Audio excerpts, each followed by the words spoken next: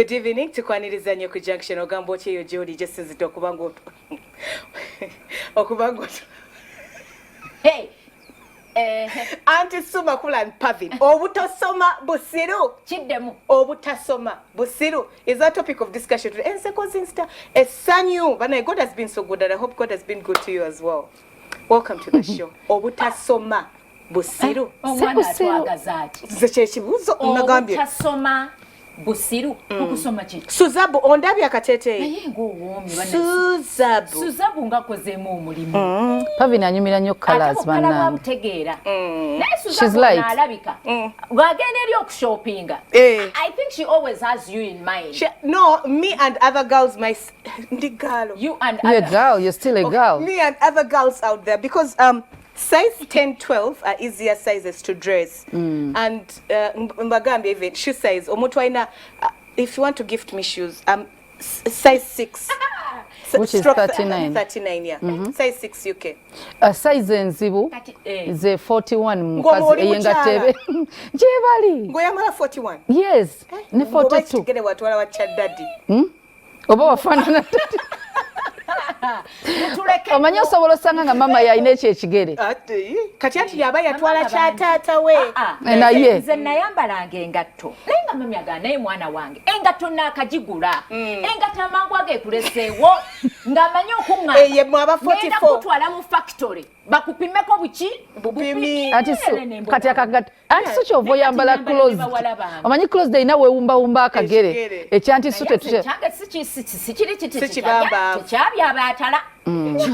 naye bagamba bambi abantu abalina ebigere bwe bityo bakulira wagazi mwali mizigo anti obeera mizigo bakuba okusaatuukira buli omu kati obugere bwe bukula bumanyi we bukoma ate n'ekirala daddy yakula nnyo nga bambi bamujerega embaliga from when I started understanding naye wakimanyi bw'oyambala fulaati oyina embaliga nekulanga neewumba omanyi ti akabaliga ani bwe muliko anti towoomereza anti so ojja gobwa anti ntereza tulemekobwa obutasoma busiru obusiru kyeki okusoma kyeki kubanga nze ngenda kyogera nga bwe kiri because era bw'oba tosomye obaamu obusirusiru waliwo kye tuyita okukenkuka ne wabawo kye tuyita okubanguka ne bawo kye tuyita okutegeera ne wabawo kye tuyita okusoma n'oyiga n'okusoma nolekaawo fa nota applying there's what we call obutasoma busiru apply. Yes. Are you concluding or still asking? Obutasoma busiru busiru ate nnyo oba musiru awedde emirimu bw'obanga tosoma. That's it. To me, actually, nze shuka nti concluding gire wano kuba mugenda kuddayo mu ntawaanye. Obutasoma sitegeeza nti genda mu lubaawo. Life itself is an experience. So if you go through something, notasoma kuyiga, nsichi enkuyigiriza in that particular situation, oli musiru awedde emirimu. Let me tell you, bw'oba tosoma, ng'olina omwami watasoma, oba Madam, nga tonadda ku nsi tusooke ku academics. Academics. Saagala webuzebuze tusooke ku academics ezogenda mu ssomero. Obamu obusiru. Ate butya. Olina situations zotasobola kuhandlinga kati bwekugamba DYDX omanyi kyekitegeeza. Kikuyambye ekigwe yakisoma. There are certain things you can't like do. What? There are so many. Soko mbuli essanyu lyo DYDX wabi applying adi. Excuse me, atali kutambulira omuwulizo batomuwulizo. Oyo DYDX. Yeetaagamu amagezi. You have to deduce, subtract, add and multiply, then you know audience yange yesanyirio. This is enough. If you go beyond, it will not be enough. Then sometimes you're like, if you add on, it's okay. Kevin, yeah. Atali kutambulira go ge magezi amazale go gambye. And I'm just giving an example. I'm just giving. Okay, programs ngezo. Yes. Nga government zeetaagamu amagezi okusobola interpreting ano zifunamu ekiramu. Kitegeeza tulina amagezi amazale ffenna ge tugatta agateetaaga kusomera ku lubaawo. Naye ate omuntu ng'asomye banji nnyo abakola ebintu ebitaliyo nga basoma anti kwegangeza kanti okuwomereza ng'abasoma ku ssomero nze mmanyi ku ssomero kye tujjayo kumanya kye tunayita knowledge kati essaawa zino singa mbuuza Pavin ku nsonga ya Napoleon oba ne mbuuza ku Shaka Zulu South African history singa nkubuuza Mau that is the knowledge she got or someone gets from school. Nti eyo knowledge gy'ofunye sige magezi g'omuntu. era taba musiru just abera tamanyi abatamanyi kati nyinza okuba bye wasoma ku university none be yasoma ku university bwe tudde wange sina kye mmanyi era mbeerawo nga simanyi kubanga mwe kye mwasoma si omulala kye yasoma era kye wasoma no si yasoma kati mwenna abali wano temumanyi kusinziira ku omulala kye yasoma kati bwe tudda mu mateeka katugeze omuntu eyasoma amateeka bwe bakujajingira omusawo ng'ate si bwe wasomerera oba toli mbasimanyi naye sibeera musiru naye ate amagezi amazaale gasobola okulowoozesa nti omwana bw'aba afunye ekimutuze waliwo olusawo lw'oleeta nti omuteeka wano n'omukuba ku mugongo first aid ago ge magezi olyoka omutwale si buli atasomye nti musiru mu ddwaliro ate bangi abasomye nga basiru n'abo abatasomye bangi nga gye bali nga basirusiru bagwagwa. Taking it back, I originally told you nti okusoma nawe munakuba amaaso nti okusoma kiri bwe kiti. Okusoma is learning from life experiences. For me, that's what I believe going to school is. Because I will not lie, nebazabazadde bange, they took me to the best they could at that particular time. But it doesn't make me better than anyone else who went to certain schools at that particular time. But yes, I got the best. And getting the best, Pastor wanabagamba buli seera. Teweeryaza amanyango omwana ogamba kamutwale ka primary ko kumpi wano ku kyalo. Mutwale gy'otasobola genda mu secondary. That is madness. That is madness. Ongambye Majimaji and Mau and what and Napoleon. Yes, it may not be applicable now, but I know my history. There are certain events that I see. Nengamba, this is taking us back in the days of Second World War. If this can be avoided, then we can avoid it. Because sometimes history repeats itself unless something is done about it. So you cannot know if history is repeating itself if you didn't study it. Zeni muchala Muganda. Bubata ogamba nti omukyalo Muganda akola bwati nti kintu nenambi bwe biti otula ne wetolola. That is me learning. I know. Era nti ne bwentuuka nga kangamba amasanyalaze gagenze nga ntandika olwatuuka omwana ng'asanyuka nga bazanya because I know I was taught. So if you did not go to school, you're stupid. I think stupid is busirusiru mu luzungu. Foolishness? I don't know. Kyonna kye ngamba kiri bwe kiti nti tuweerera abaana tobeera omuzadde ali eyo n'agamba you people, there are so many stupid. I'm sorry. Wali abantu eyo bali weggwanga abansobedde. Natandika ogamba ebiseera bibino ebintu bikyuse tusasula school fees abaana ne babajjeyo. They are trying to look for excuses of not taking their children to school. They are marrying off their kids at 13.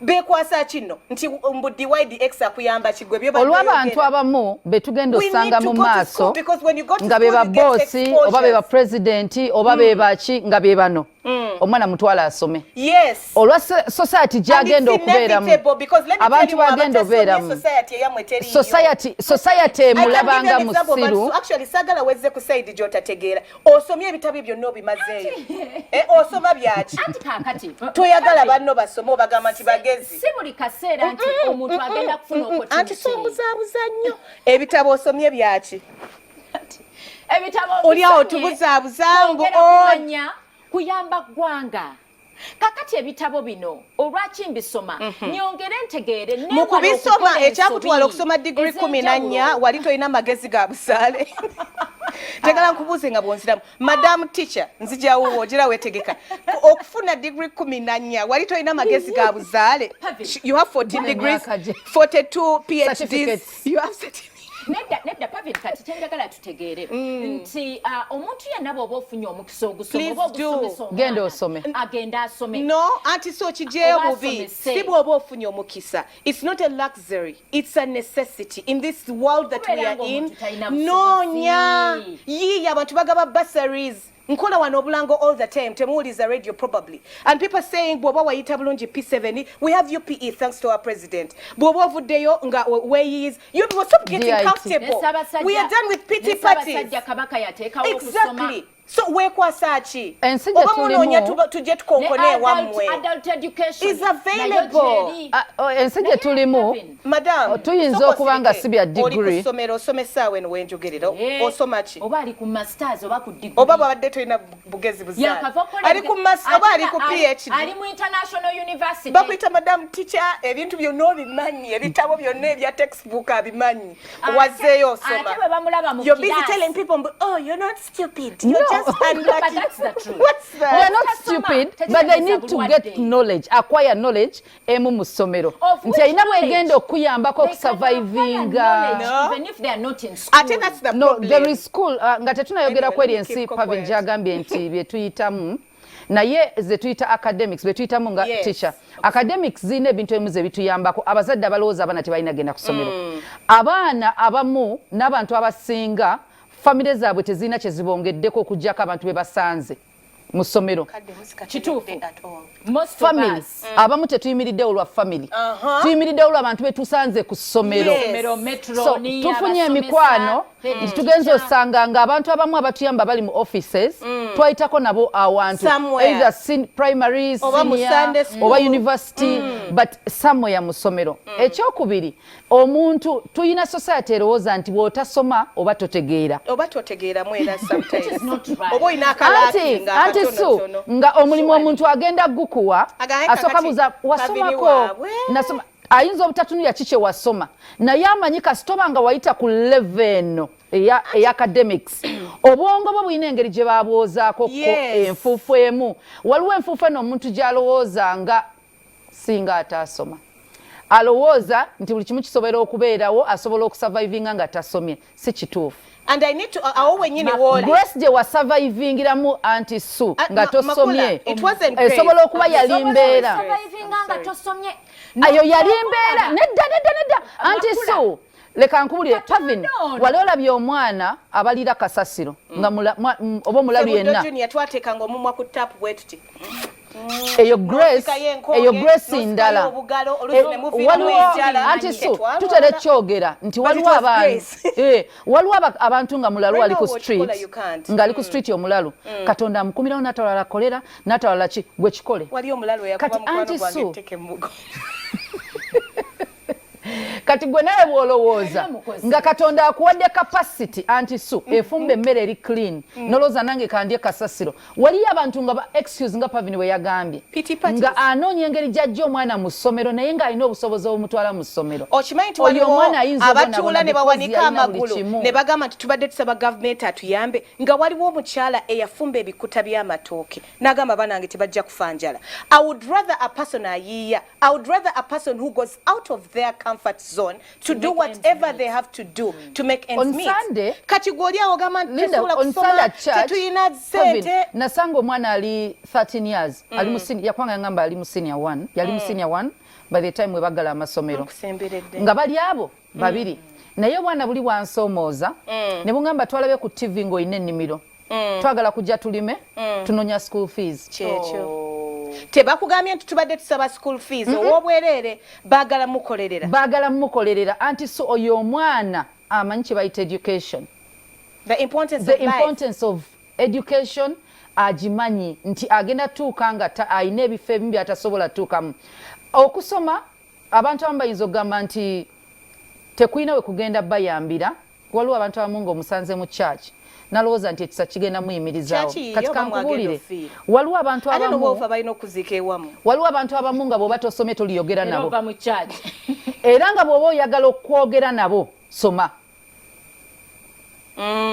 nga toli basisinkana. And then I need you to know nti waliwo n'abatasoma waliwo n'abatasoma and right now in the places they are you have to have studied okubatuukako ebiseera ebyo waliwo abagamba nti bannannyini bizimbe bonna tebasoma abali bwe bati tebasoma oli yali atunda manda.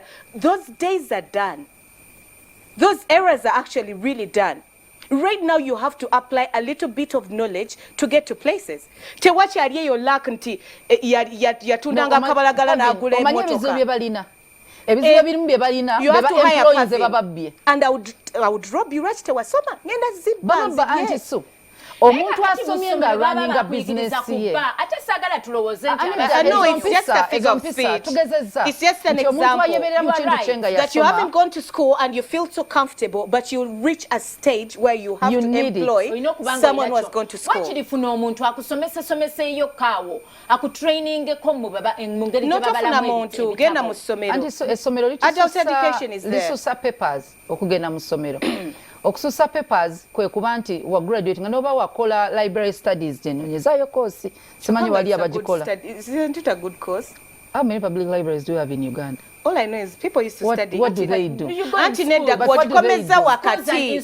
I think Yali Library Studies and tourism, library hospitality. Something else. Library studies and hospitality. I don't know.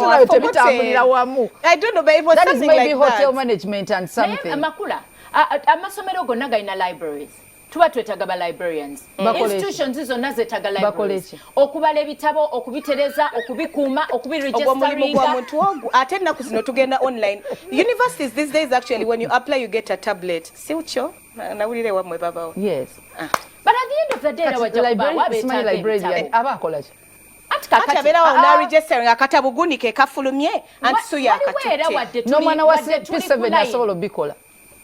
Chovola baba makula waliwo kye tuyita okwongerako no lwaki ngenzeeyo anti kati basoma librarianship nolabanga nakuwulira ng'okola gundi you advise people on course babita batya yes career guidance yes and that's your job because ene librarian agigobye singa ayina essomero abadde tajja kati oli yagisoma already talina kyakola agirina already degree weeri that's why I'm telling them times have changed kati kyokola bw'ogenda ku masters soma IT soma ekintu ekirala kyonna ekikuyamba librarianship eno obeeko kyogigattako value kati lwaki omala gino emyaka 3 ng'ojono nambo n'ogattako anti luli ali kwogera ku bali abambala edda right now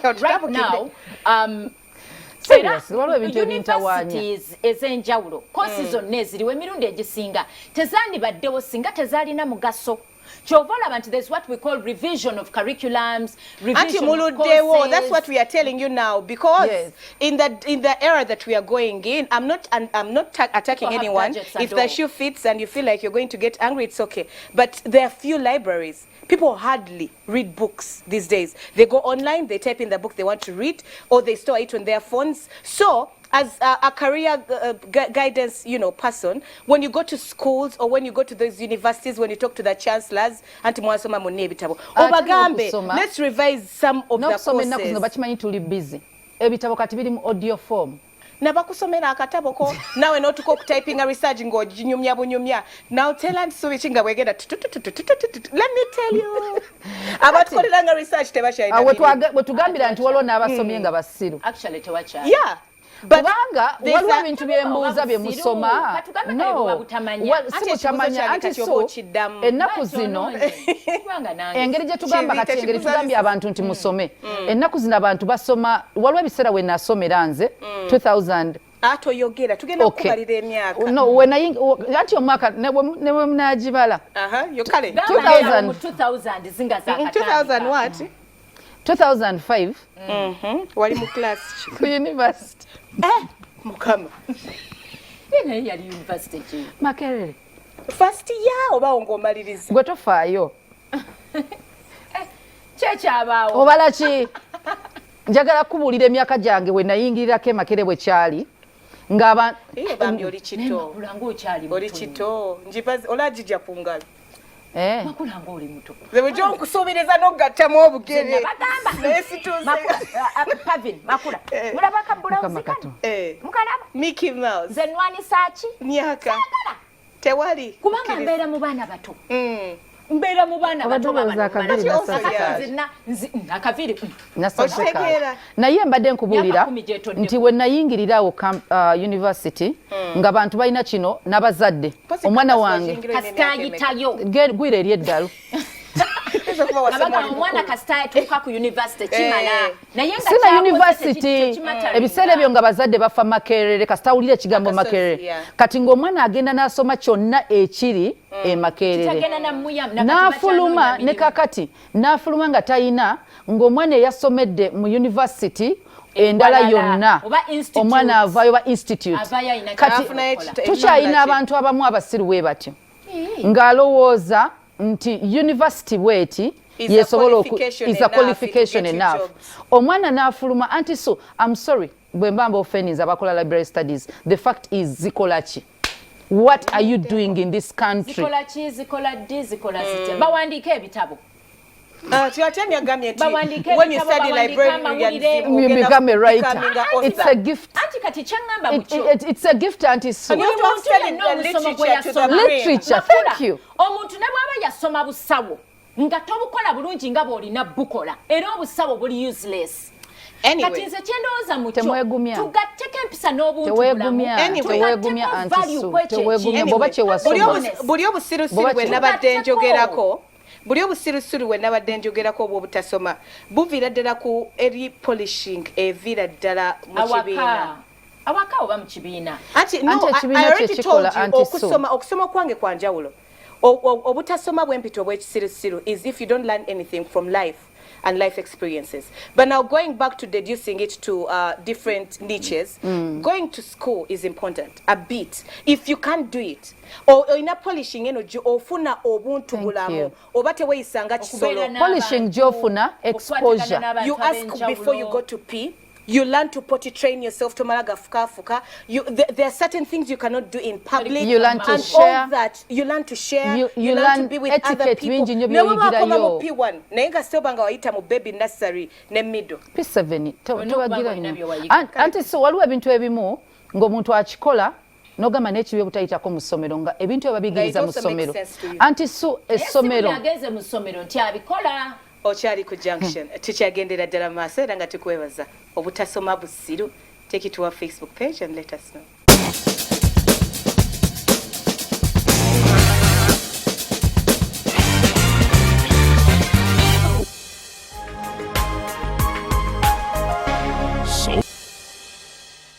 Our Facebook page is the Junction Soul Television. We have a YouTube channel as well. Antisoma Kula and Pavin twebuza bannange. Obutasoma busiru. Polishing eno oba exposure gy'ogenda ofuna kizibu osanga omuntu eyasoma ng'atambula n'akati kavo okupikingisa toothpick ng'atambula nayo mmanyo ng'amaze okulya ng'aliridde wano n'atambula paka Mengo.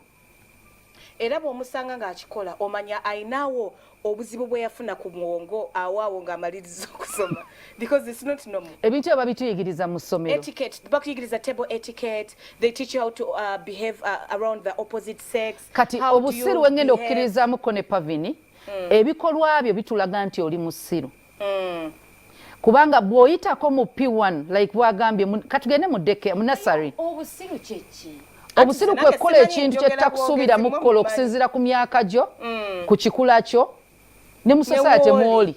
Oba kaŋŋambe nti obusiru kwe kubeera nti omuntu ono ekituufu ky'alina okukola akimanyi naye ate si kyakola. Era nga tukusuubira olina gye wayita n'oyiga n'otakola. Ebinyaanya biriwa leero tewaze na binyaanya. Munveeko bana enkoye nange okuulibwa.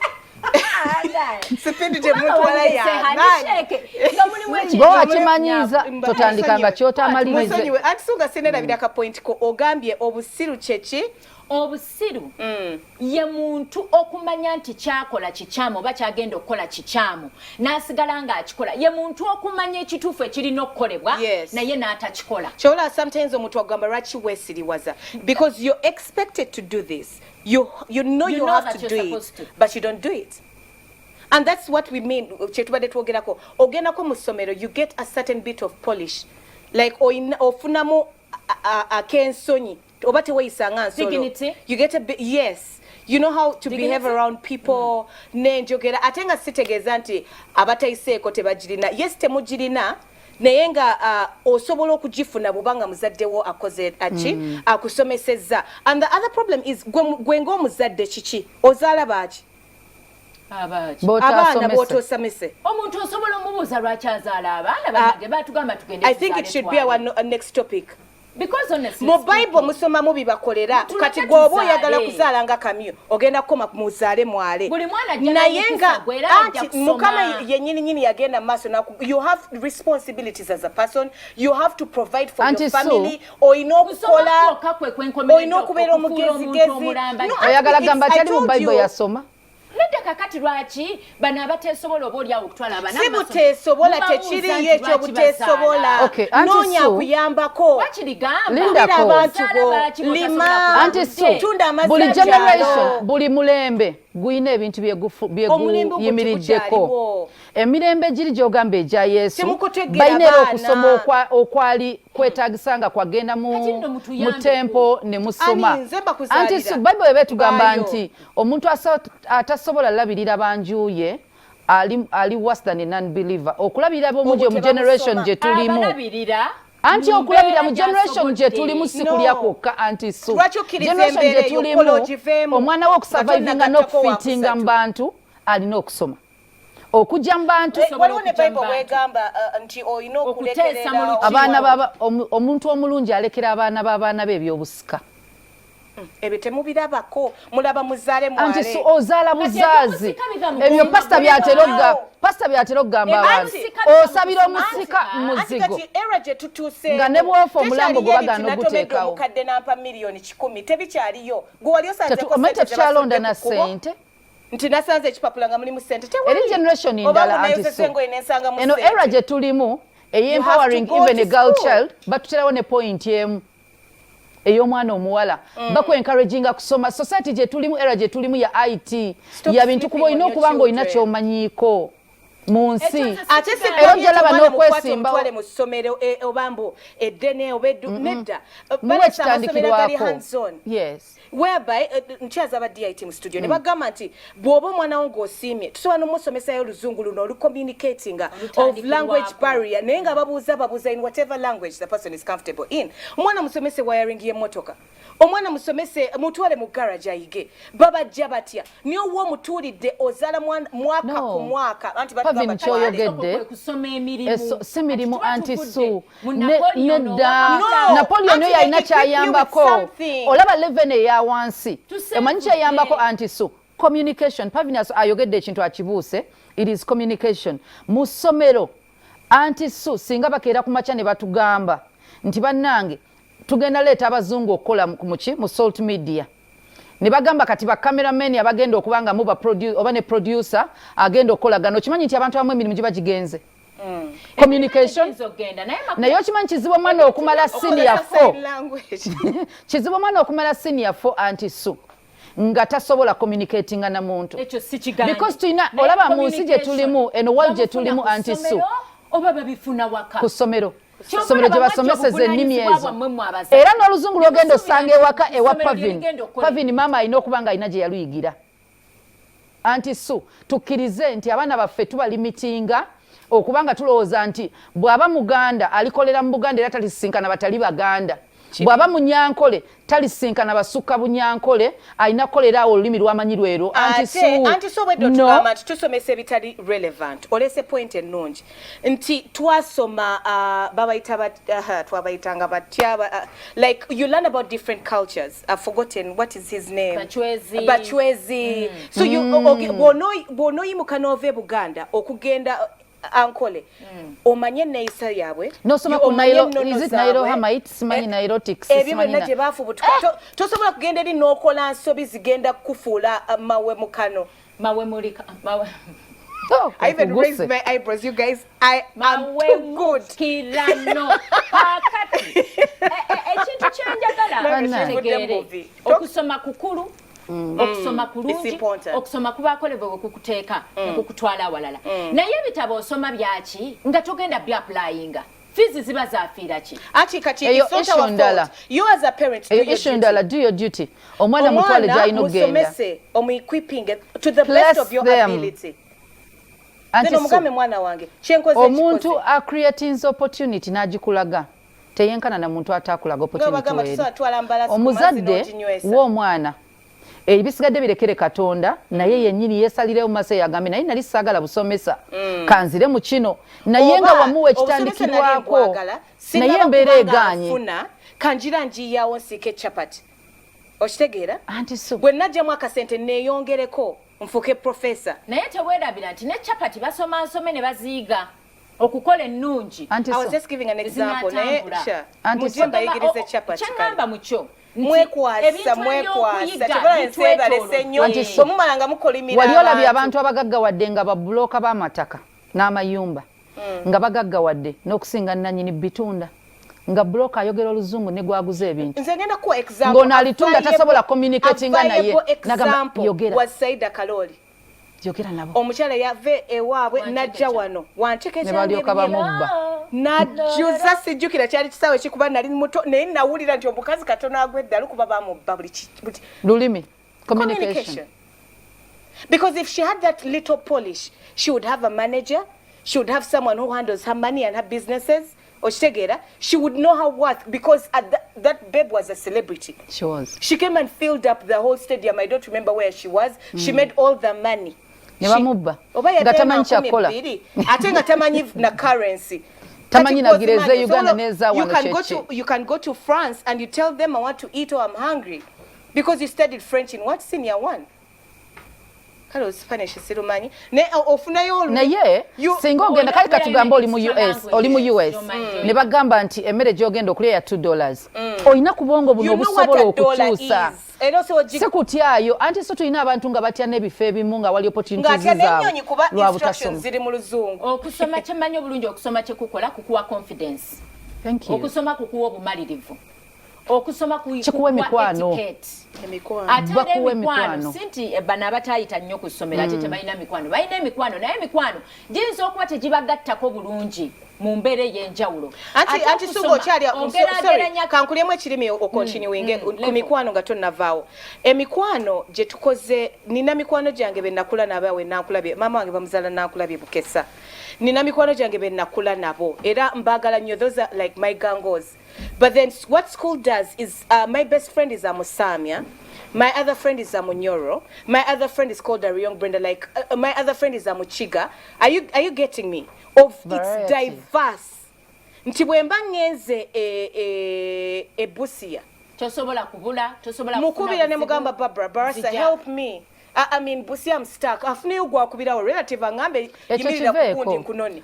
Omanyi abena nkulabye mbamba lese wano. Ova ne mu comfort zone eyokuba nti mwakula mwenna muli banaku, mwenna mulowooza kyekimu, mwenna mwasoma komawo, mwenna basabe bati. Naye explosion ey'essomero anti su. Omwana w'obwongo bwo bugolokoka. Naye wali ekintu bwekiti. Wali ekintu bwekiti. Egyo emikwano egisomye gituyamba tukkirize. Ate ne bwembanga temwayita mbu kusoma kuyita. Those people have connections. These days we go to school with people no gavana. Never just confident no gamba. What is this? This one has to be my friend. Because these are connections we need. To make useful friends. Yes. People who are going to help you in class, that is in discussions. Those are useful friends. Very useful. Then people who help you get connected. They are broader. I have a friend of mine, she got married to, her husband is our age. Like we went to school together and what. But Namugamba, you're one of the luckiest because you got a best friend, an agement, but someone who is extremely sharp. Alowozanga omuntu w'emyaka 4. Mikwano gye bali mu ssomero. N'omulabanga ye ne wemba mu class yaba agamba teacher nti I read 2 topics ahead. Those are people who see the future. Namwe abayamba nafa ababeera sikale sinafe. Olaba emikwano gy'okukyalo anti su tukaba ennaku y'emu. Bazadde baffe tebalya bw'ogenda kusomera ogenda funa abakusoomooza nga by'obadde olowooza nti oyina ennaku. Abantu tebagiriiko ebyo byokaba nti bannange bampadde pocket money omutwalo gumu kali nabadde musabye 2 ng'alwaze n'emitwalo 10. Ejaddo. N'oyiga n'omanya nti ensi tetwenkana naye tuyina okukola. Tubatuuke. Ngaleo naka briefcase kase. Okusomera baba balina dollars be baba bazikola. Kati ekyo bakiyita inspiration bakujjamu yennaku eyo ne fitina ne envy ennugu bakujjamu yennugu ku ssomero bakwoza kati eyevaawo dani okubeera ku kyalo ajja not all animals are equal. Oyigira kusomero naye waneewa kasinga okulanga tewabimanya omuntu nageza ava mu kibuga nadda ku kyalo mwenna muyina osamira oba ofuuwa emmindi afe kyova olaba abazadde bakolanga ekiriyo tusome abaana babajja ku kyalo wano namwongerayo namutwala ne basala n'obwaba tomujja ku kyalo naye essomero ly'omutaddemu asobola osisinkana abantu ab'enjawulo tetwenkana abavudde walala mu families endala. Nemubuuza because I noticed that there are certain people who get so comfortable in their areas and not in a bad way. Let me give an example. Ngandazalibwa nakawuka munayi no tuli developed batuzili oluguudo. But anyway, nursery no gisomere nakawuka, secondary, primary, university, gwebanga wedi, because there are areas like that, Jinja Mukono, bali bwebacho. Osobola ofunayo bulisi. Atenga malungi, because Mwiri is even really Western a good Uganda, school. It's a very Northern good school. Uganda. Then you get a very good university. Neka chinobera onga, oli kampasa wasoma. Tomanyi nawe basala kubo lye Kampala, tomanyi Jinja Road jeri. It's up to us as parents. That's the equipping people be talking about. Tokwata bukwasi ice. Abazadde balina sente zinempitirivu ine bizimbe mu kibuga. Omwana omutwale ko Cambridge. Take them to Harvard. Let them go to Kent and experience how people make money out there. That is for people who can afford. Kakati fabaka sente akatono. Omwana mujjeo ku kyalo abadde ali ku Mole and Po, mujjeo obaddako nze nasomera City Parents nemala nengende embara Mary Hill olawo omuzadde wange kyakola nanzije Mary Hill nanzija natwala kabinja nangalabi whatever kati nobanga ofunye exposure from everywhere and it's up to the parents bosinkana oshegera nti waliwo abazadde abamanyi nti nze nasomera Gayaza omwana wange ateeka n'omutwala mu Gayaza Junior n'omutwala mu Gayaza High School n'omutwala in a certain university that's nearby obwongo bw'omwana obuli ali close to omusiru. I'm sorry, but not watching you daba to never take it. So I'm hoping no one anyigira kati. Wabagambye nti omuntu amanyi kyalina okubanga akola ne nata chikola. Kakati wuno banange campus waffe graduates. Yaitide masomero malungi afunye buli kimu kyonna but amanyi nti it's okay for me to talk to the opposite sex but because I went to a single sex school ngenda kulowooza buli musajja yogera nanga nkwana agenda kunkwata. That's the exposure you neglected your child from. What you meant in hostels to as a singles. Omwana nomutwala ina okay yeah that's more applicable when never so nomutwala omwana nabera ngali enclosed tamanyi kintu kyo bebo bambi abakola ensobi nomukozesa ekyobusiru nga it's your fault. The parents need to stop pity parties. The parents need to stop being comfortable. Tolowooza nti experience yo irokuba watandika ebyabasajja mangu nti n'omwana wo byagenda okukola. Abaana bano betuteeka ku ssomero kibayambako nnyo okubanga ne dreams zaabwe zigetinga bigger. Omwana ali ewaka nga tata avuga piki usually ekiroto kye kiba kuvuga piki njagala vuga piki nga daddy era omulaba ne mukiro yabaka ali bwati asamba sibe baba onzitira mbozi oba sikibi kubanga kyalaba kyalaba daddy avuga taxi kyalaba mama asika chapati mama musanyufu nnyo oba sumbusa it is very okay kubanga gwe weewo katonda wakutadde wobojja sente naye omwana wo walaba so dreams zawe zikoma bw'omufulumya n'agenda mu ssomero abadde alowooza ovuga boda bw'atukasomero ne bamugamba onawulya munenga agamba I want to be a teacher, I want to be a nurse, and we titatanga chichi no bichi babazadde babalala nga bayingirawo bavuga ekyo kyokka a dreaminga nebiroto by'abaana banne kufuna ebiroto by'abaana banne waliyo ekitegeeza wali akawunti waliyo kye bayita akawunti waliyo kye bayita bwekiti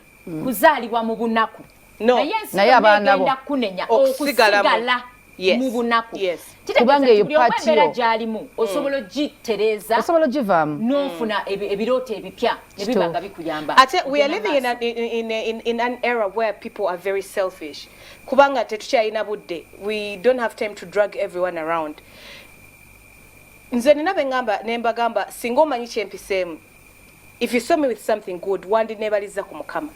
Because I wasn't raised comfortable. I wasn't raised comfortable. I was raised by a woman who would tell me, "Oino kola, you are my sun and moon.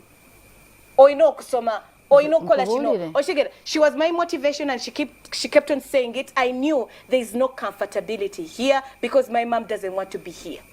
There is no comfortability here because there are better things out there. Abazadde be balina to a push like Pavin said tatange yangamba ng'osomera wano ku Kyebanda primary ngenda kuyamba nkujjewo nantwala kitanti nangamba lwolireeta omusajja nga yazaalibwa kuno ekyo wakitugamba tayagalira ddala kumanya azina abamanyi salabako omuntu w'amagezi ali asobola ku anti su abazaalibwa okwawomereza yabalaba abavubuka bonna baliko abasobola okumpasa ava ku bino nti omusajja akusinga obukulu biki naye yalaba abavubuka bennandibadde enfumbirwa agements bonna they are losers. at that particular moment they were losers. Nti we muli wera wabakuliza kati era boga nti abawa no bonna banaku namwe anti muli omu nkubulira Pavin soko nakuita Pavin anti so linda konze nkya kunyumiza teyakoma oku nangamba emikwano gyo gino gye wakula nagyo sijagala genda ononye emikwano emirala anti ero gyogwira ate kunkuchwa omuntu ali mu P7 anti so nga nebuza lwaki agingobako but he had a reason nti omu bwe twali tusoma nabo omuwala yazalira mu P7 ngendo yingira senior 3 nga alina abaana bana bambi nangamba kekalika point kamuzale mwala akati yayinako kala abalongo bali balongo kati ebyo bwaki obwadde obirese anti abaana bali bana nesimanyi nanga obu yabazaala enali mu senior 3 nga alina abaana bana naye omuwala oli tebaba bango bako kubanga emikwano gi influencing nnyo decisions z'omwana wo kati okuba around yawo nawo gamba ekasita yazaala tena ababulungi laba bwogenda ku ssomero nga waliyo abasoma nga baana banyuma n'agamba nze njagala zaala abaana babiri ng'ate mmaze okusoma tebakyogera nako naye nga ku kyalo kwoli gw'osoma naye atula ebibuuzo ng'ali lubuto kibi nnyo. Well, the parents need to know, and the people who are watching us right now need to know, why are we being harsh right now? Nti waliwo ne mu Bible, I'm very good at the Bible, I just can't quote. Nti waliwo ebiseera Mukama we yanyiigiranga n'aleetanga omuntu akugamba kituufu takirumyemu. Because you need to know the truth. Yes. Okyali ku Junction, tukyagendera ddala maaso. Obutasoma bussiru, take it to our Facebook page and let us know. Over.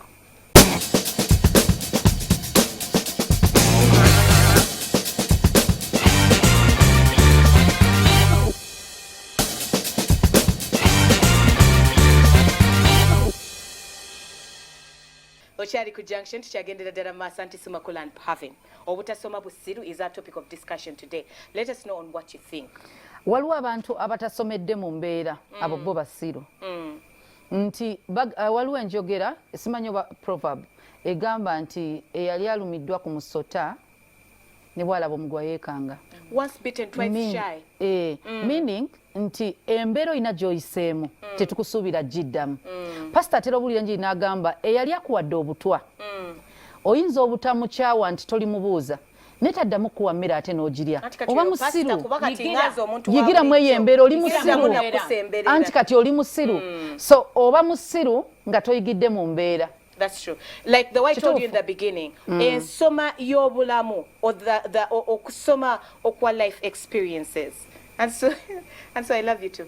Okusoma from experience. Ye ensoma gye ngamba nti bw'oba togisomye oli musirusiru ate ddala. Kitegeeza nti when you make a mistake once, you have to learn from it. Ate ne bwe mba ng'ensobi sinze ngikoze nga Makula yagikoze oba nga gwagikoze nene tugiyitamu fembi njiyigiramu nti if I go to my friend ne mugamba nti oh my God this and this happened ajja kungamba are you mad? You just saw me going through this. Like why would you make that same mistake? Or was silly what day? Not even only that. We are exposed right now. No soma. Banji nya abantu abawandika experiences zawe ku Facebook. It's very bad and toxic, but also yiga. If you're open-minded. Na wandika naga nti nzenda kola bwanti ne bwenti. No jango soma comments kale mulimu abavuma bako. Tebali bulayo. Kunkumula webati. But then there are those who also say timwana agenda chiyitamu nena kola bwenti ne bwenti. Sandi agadde okiyitemu. You learn from that. Kwe kusoma kwembadde njogerako. Nti soma from everything. Soma from the internet. Je mubeerako all the time. Soma from the TV. Amawulire ge tubaweereza all the time. From radio. Okitegera omukyalo nalina ebintu yayogera nze siri yambala kakondo mpanvu olwaki egazi ya pelvis n'ofuna olubuto nga luvaamu buvi abadde tamanyi right now yiga oyina bingi like of course mena onenga where's Makula telling us these things me I want to enjoy my soda nayomba walo Pavin yayombanga nga irubuto nengenda okumulaba ati nga takoze enjala kitekistabisiza ngagambye nti bokola ebizigo nawo temeseza kitekisi onemeseza ogenda olaba obwala bwera tabitaddeko exactly like we learn from each other. You learn oyina okusoma era bw'otasoma oli musiru ate nnyo sagala nsange kiringa kugamba nti maama wange yali munaku okitegeera whatever ebyabeerawo noddamu n'okola ensobi ya maama wo n'ogiyita generation gamba n'omuzadde ng'okimanyi wabonabona olw'obutasoma kati n'omwana kyomukola it's something that can be prayed about and removed gwe n'ogyetaagingako nti generational curse nodda mu pity party nga mwenna mufa kansa wa mimiro nga sigala mwenna munywa sigala anti kati nakola ntya ng'omwami amunywa nange mba nina omunywekerezaako ng'omunywekerezaaki famire yonna efa kansa w'omumiro ne famire yaffe bambi yakola emiro efa kansa tunywa sigala ffe ova ku paketi emu n'okwata endala n'okyewaniramu ekikyamu yes okusoma kubaawo era bulijjo weekuli okusoma kwe kuyita mu mbeera naye embeera eno bw'ogiyiseemu ne ky'ogiyigiddemu kikulu kubanga ky'ogiyigiddemu kye kikutwala ku leve endala okugenda nga weewala ebizibu ebyenjawulo because there is kusoma banze ndooza nti okusoma kwe kuyita experience kwe kuyita mu kintu then waliwo abatagisomeramu abatayiga nga gwe toyize era waliwo okuyiga ng'olinako observing abantu nga tebaliyogerako naawe mu bulamu nti oli mwana muwala muto olabye abawala ababonaabona nga bazadde basoma naye then n'olabawo abawala abafumbiddwa nga tebazadde n'otayigira kwono n'ogamba kati waliwo okuyiga kuno n'ogamba olaba Pavini afumbirwa bw'atyo nange nsobola si mu envy naye ng'ogamba nange nsobola kamala okusoma ndyoke enfumbirwe oli n'alaba azadde ng'asoma mu kifo ky'omuyigirako nti ono abonaabona nagamba nze nsobola nze munange ekisa kyanjawulo ye ayinza okuba abonyebonyeze nesitabonaabona bw'omanyi excuses. And talking about excuses, naba batagenze mu class, olusi basiru. That's it. Like, we have tried to be polite, we have tried to kubuzabuza, but that's it. Wabanga chance ojifunye right now. Yes. Go back to school, there's adult education. You need to be in front of a blackboard. You need to have that sense of authority from a different person. Bolaba anso engeri gye yeyisamu nawe madam teacher. Omuntu omusomesa alina ekintu kyenjawulo. They are blessed with that ability to teach and to instill a certain kind of knowledge. Nti ne bw'onooba ovuddeyo ng'ekikuzigyeyo school fees aweddewo babiki ofunye ebizibu olinako gy'okuyiga nti anti sobola kugamba nti bw'osiba omusipi ogenda ofuna ekiwato ne bagamba nti kuba ekikalu mu sikaati awomanya nti omuntu anyumye ayambala bwati nti omuntu woba ogenda okusaba omulimu togenda na nviiri nga ziri bwe zikwate mu puff because oyina bw'oyogera n'abantu to be clean ofuna ka polish ako omuzadde ali eyo alowooza nti mbo eno ensi gye tulimu kati school fees tusasula waaki omwana w'omukoto ogeredde and you're going to get problems bagenda kuba babbi ku kyalo babakube opportunities nyingi ng'omuntu yandisobodde oziyingiramu naye nga talina kipapula kyasobola yimirirako waakiri osobola okusoma ekintu nga kikuwandikidde awo nti nedda naye ng'amagezi olabagana amagezi ge tugamba nti common sense ng'agalina ng'asobola okukola naye nga tebasobola muteeka kati kangereze usually zitera kuba top offices tebasobola kuweereza nga ambassador ne bwe bandigambye nti kale tumukwate Pavini bambi alina amagezi amazaale leka tumuteeka abeere general manager wa Salt Media naye nga Pavini tunamusindika tutya mu UCC naye nga amagezi agalina alina amagezi amazaale agasobola olwaninga media asobola amanye okolagana n'abantu ali mu meeting gyatategera bibogera byonna tabitegeera kale tuvuddeyo eyo waliwo client wa Salt agamba mu kifo ky'okulaba MD kanda be GM najja natandika okwogera client nno najja ava mu kampuni emu ennene ng'oluzungu luli eno alwogera mu nnyini gamba muzungu nga muzungu yaze n'olaba abazungu basumbuwa mu abaasoma olaba basumbuwa baasoma kati ate musajja wattu ate oba tewasoma n'okumulaba obulabi omuzungu otyamu ne balyoka bakufera kwegamba olaba ng'ekitabo ekijja blackboard ekugoba nodduka emisene olaba weegoba ku mulimu pastor akanya kunoonya Pavini yalazeewa ng'omuzungu nga bambi onoonya receptionist genda oyogere kyokka nga gwe manager alina okwogera naye so adult education you can use your body anti sinakubuza ezo degrees okyasikombola ku university zaaki to the best of your ability if God has given you the grace the time and the money do it. The time and there's never enough knowledge in this world and you can only acquire all that. Well, we quotations about Africans. Njagala kufa busungu.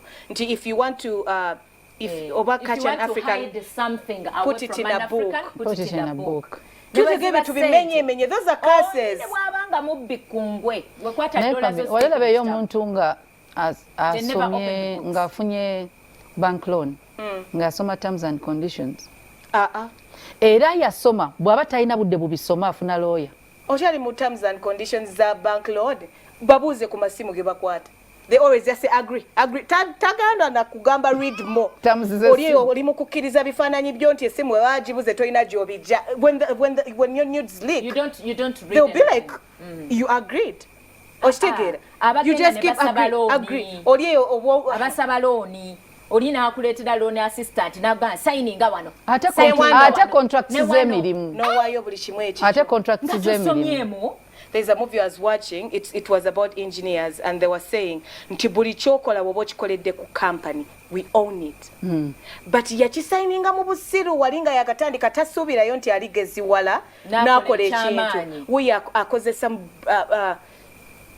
worldwide technology but the company owned it era ne bamugamba sebo mpozi kye tusobola okukolera ku profits ujja kuwako 10% because wakiyiriza mu company using their resources kosa computer zaffe camera zaffe buli kimu kyaffe internet yaffe so if you read contracts sinekyo kyokka abayimbi bano betulina abazanyi ba firimu mu abasomesa abagenda mu masomero madam teacher ulira abayimbi abagamba aboogera ku copyright era omanya bayitako ko mu class anaga nedda copyright atega matambula akayimba okaba katambula na nenga takafunamu obadde ku Junction until next time tubagala nnyo ku munyo tovaawo bye bye